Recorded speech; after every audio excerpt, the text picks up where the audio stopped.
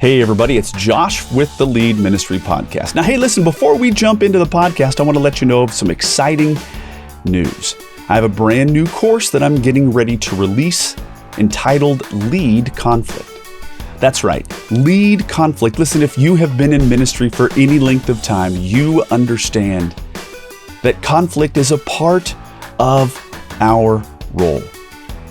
We want to teach you how to minimize the frequency and likelihood of conflict taking place, but we also want to help you strategize how to manage the conflict that does come your way. Now, again, as you would expect, this is a full-length course. Tons of downloads, tons of fantastic strategies. Again, the new Lead Conflict course is coming your way, and we're excited to do this little podcast series that kind of teases out some of the concepts that we're going to be releasing through this brand new course, Lead Conflict. All right, gang, let's jump into the podcast. Hey, gang, super grateful for you guys being a part and being a listener and a subscriber to the Lead Ministry Podcast. We're grateful that you're here. We want you to be a subscriber if you're not already. Please click a button that would allow you to be a subscriber. Also, please leave us a comment if any of these ministry principles are valuable to you. We would love to have you leave a comment. That helps get the word out to others. Bill, I think that I am learning and gaining and being guided by you through these conversations. So thanks for your participation and your contribution to this. Yeah, you're welcome. Yeah, I've been loving this series. I think I've probably said that every time. Yeah, but it's been good. Yeah, it's been so good, and it's reinforcing a lot of things about conflict for me, but I'm also learning a lot of new things, and so I appreciate the conversation. Yeah, I appreciate the conversation as well. Well, let's jump in, gang.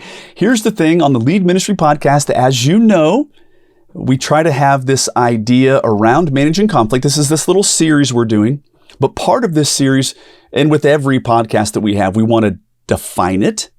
We want to develop it and give you a ministry principle that can be built upon. And then we want to give you some practical ways. And today is going to be ultra practical.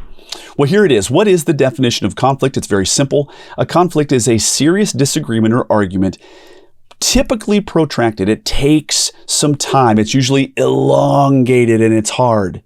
It's a serious disagreement. All of a sudden you have these conflicting opinions and you got to work it out. As Bill has been very faithful in telling us, unity is a kingdom value. When we have disunity, it is our job as the pastor to seek to bring harmony back again. We know this law of entropy that you stack a set of blocks, they are bound to fall over. If you bring about unity, it's only a matter of time before you're going to have to attend to that stack of blocks and reset them. A key quote that we've been saying over and over, any fool can create conflict, but it takes an emotional genius to broker peace. We have these two big pathways. One is preventative and one is more just having tools in your box. We want to prevent leadership conflict. We want to do that. There are things that you can do to reduce the likelihood of conflict. By being organized, by being an intelligent leader, by being winsome socially, and being in people's lives, you can reduce conflict immensely. However, pathway number 2 is we want to intelligently manage the conflict that inevitably does come our way. Today's a super practical one, and it's called this. We're going to develop it and take it deeper. So we've defined it, pause. Now this is our big second block. It is this development of a principle. The principle is this: informed leadership is good leadership. Bill, the converse of this is uninformed leadership is leadership danger. Yep, absolutely. So informed leadership is good leadership. Let me kind of elaborate. Here's informed leadership is good leadership. It is important to know where someone is coming prior to addressing a conflict or a complaint. In other words, I don't want to come in cold. I want to come in with some knowledge about this person, where they're coming from, their life, how long they've gone to our church, where they've served before, has this conflict ever come up before, I want to know as much as I can. And so Informed leadership comes through a well-connected and well-grounded staff members and a team of staff members that when in doubt, I, Josh, go ask others for history. If I got a conflict on my hands, and sometimes it has been that I have, and I get back from lunch and I have a ripping angry voicemail on a Monday afternoon. And I'm like, whoa, I don't know this person at all. They are fire mad. Well, my youthful, uninformed previous self would have called him on the phone. That's probably not a good idea. I have a new step that I take and I go, how could I be as informed about this person as I can prior to jumping on a call? Now, hear me out real quick, Bill. I've gotten pushback on this, and I'm gonna sound this one pretty loud and proud. You see, informed leadership is not gossip. I'm not going down the hall to another pastor to go, give me the dirt on Connie Johnson because she called me on the phone. What kind of a crazy is she? That is an icky, ugly heart. Would you agree? Absolutely, yeah. That's not what I'm doing. I'm going down, by the way, listen carefully. The same question to another pastor, hey, do you know Connie Johnson and what her story is? Do you know Connie Johnson and what her story is? Those two questions, one can come from a heart that's surrendered to Christ and is looking to be a good shepherd. The other is steeped in flesh and is me wanting to find dirt. So the same exact question can come out of my mouth, but it can come from a different heart posture. Informed leadership is good leadership. Gossip is bad leadership, cut and dried. Amen?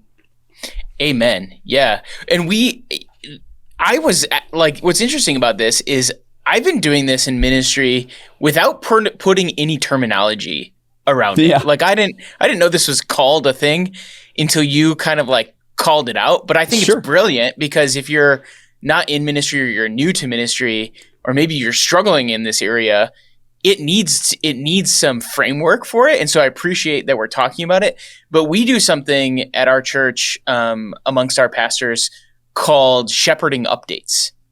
And what that is like twice a month we get together as a pastoral team. We talk about a bunch of things, strategy, future, all sorts of things. But we also share shepherding updates. And it's not about gossip at all. But we kind of let each other know if it's pertinent about some of the issues that are going on within the church and with individuals that we're dealing with. And we share it very intentionally to pray for them, but to also so that, people love to triangulate their pastors or their leaders. And so like, if you're not getting the answer you want from one pastor in a counseling situation, people will often jump to another pastor. They will. And then that new pastor who's just coming in on the situation, they don't know any of the background to it.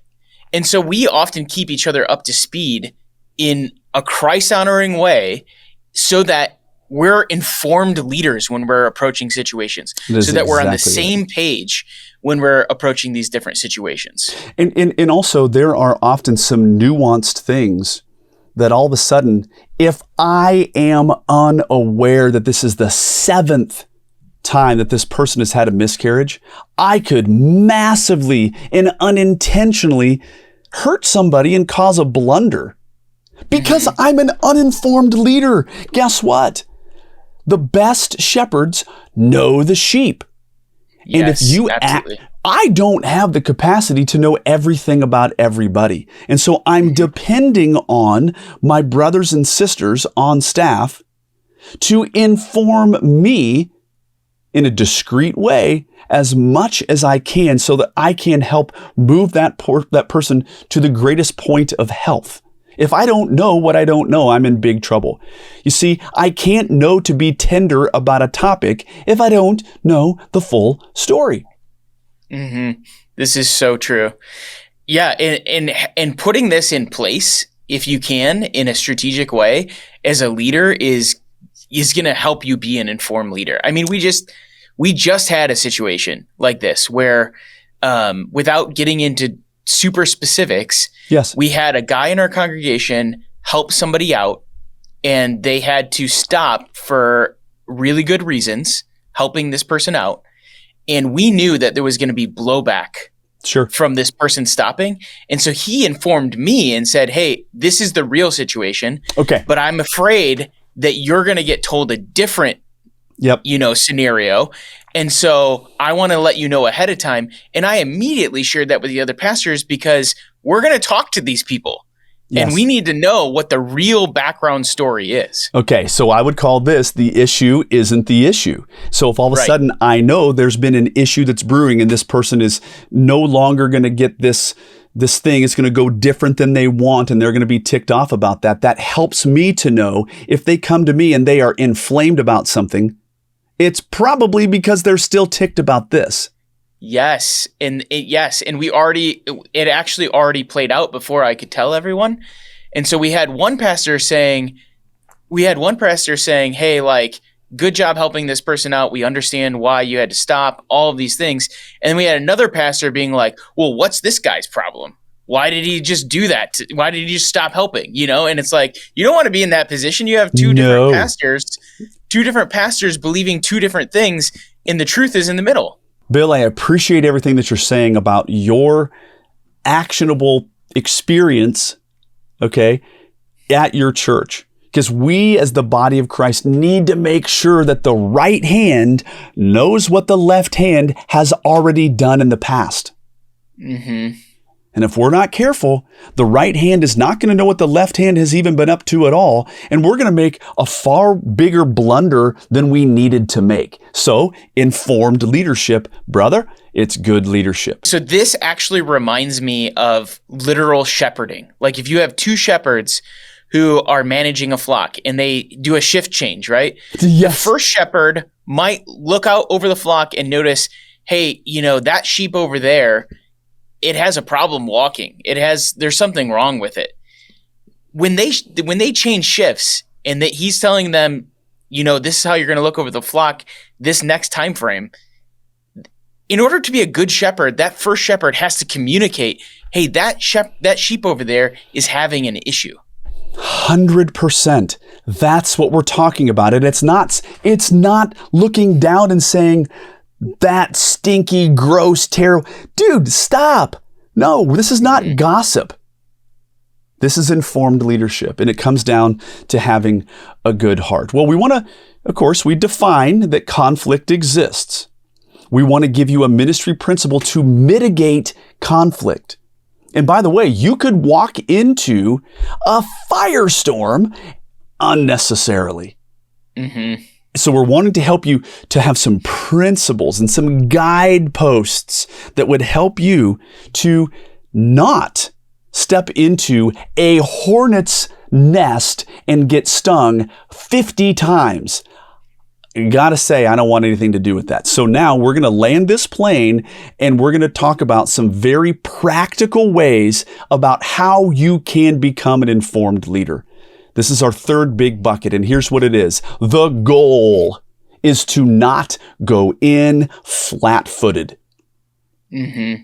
Now, the opposite of being flat-footed is being on the balls of your toes. You've got some, you can pivot a little bit, but if you are absolutely caught flat-footed, you can get pushed over and you can find yourself in a very dangerous place. Don't go in flat-footed. So how do you go about doing that? It's very simple.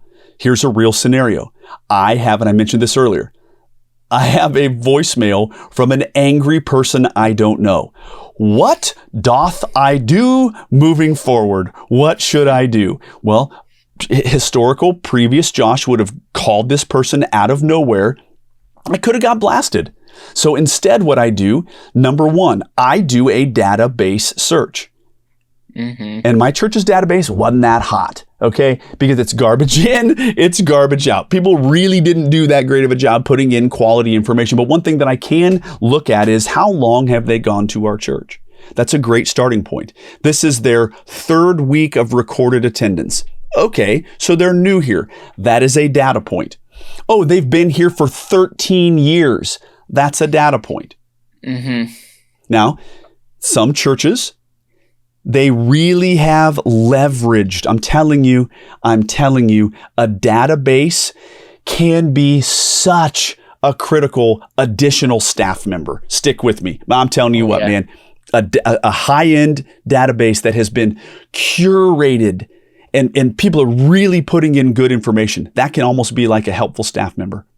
So all of a sudden, Amen. I agree with that. They've been here this long. Here's where they've served before. Here's when they finished serving. Here's their ministry, their ministry profile, because they filled that out at a newcomers thing. As much information as I can have, that's quite helpful.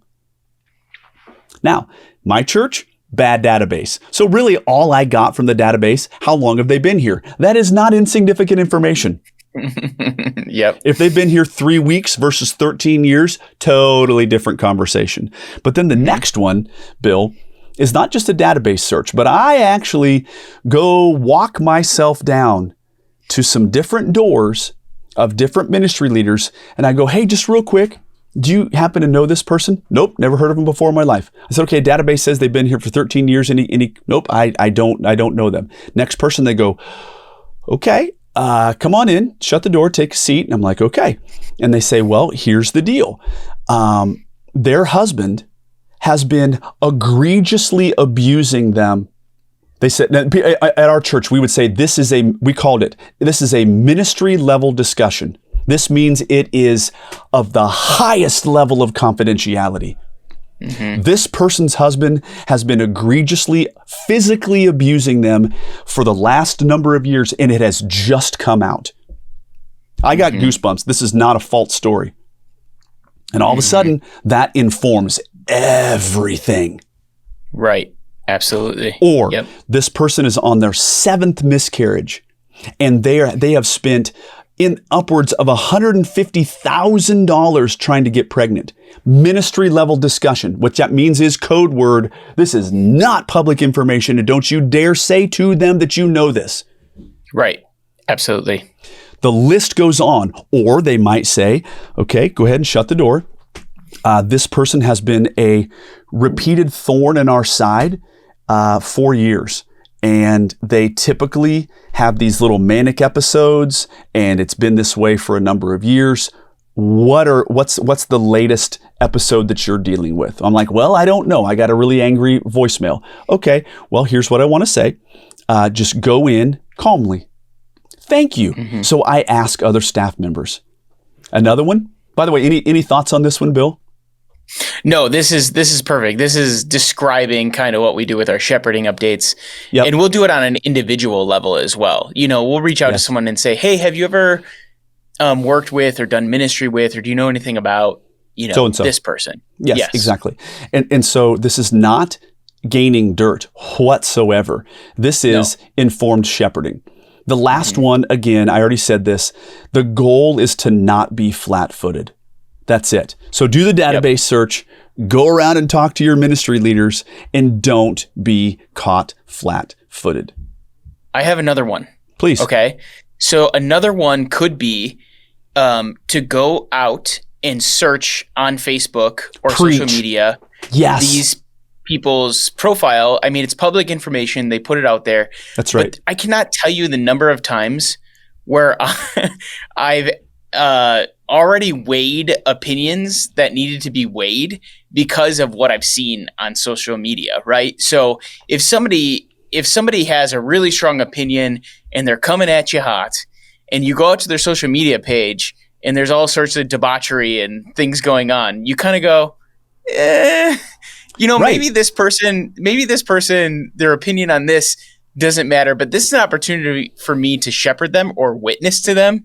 Because clearly they have some other things going on in their life. And even something, this is crazy, but even something as simple as, where do they work? Right. What do they even have any kids? Right. Wow, I happened to stumble upon the idea they just got back from vacation. I have no idea how that might play in, but I want as much information as I possibly can.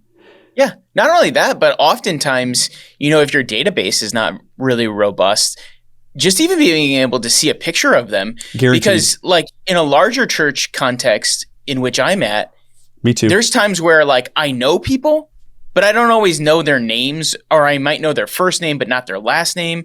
And so then going out to Facebook, I go, oh yeah, I've talked to that person before. I know who they are. Exactly. This is and it gives nothing, you context. 100%. This is nothing more than informed leadership. Well, gang, super, super grateful. I think this has been a fantastic little mini series about conflict. And guess what? Don't walk in uninformed.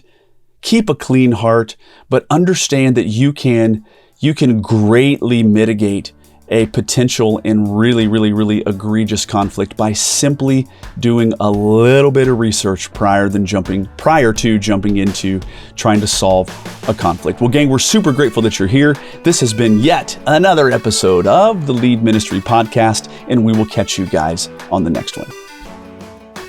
Hey, everybody. Thank you guys so very much for tuning in to today's podcast. I hope that it was valuable to you. Before you close this out, I want to remind you that we have a brand new course entitled Lead Conflict. That's right. As you know, conflict is a good case of the inevitabilities, and we want to help you to successfully navigate and manage conflict in your ministry role. So be on the lookout for this brand new course that is going to be dropping soon, Lead Conflict. And thank you once again for tuning into the podcast.